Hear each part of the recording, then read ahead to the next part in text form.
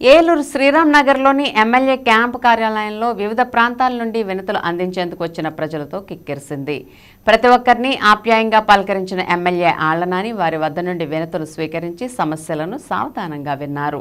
ఆయా సమస్యలను పరిష్కరించాలని సంబంధిత అధికారులను ఆదేశించారు. ఈ సందర్భంగా ఆయన మాట్లాడుతూ ప్రజా సమస్యలను పూర్తి స్థాయిలో పరిష్కరించేందుకు నిరంతరం కృషి చేస్తున్నామని అన్నారు. నియోజకవర్గంలోని ప్రజలు ఎవరికి ఎటువంటి సమస్యలు ఉన్నా నేరుగా తన దృష్టికి తీసుకురావాలని, వాటి పరిష్కారానికి కృషి చేస్తానని భరోసా కల్పించారు.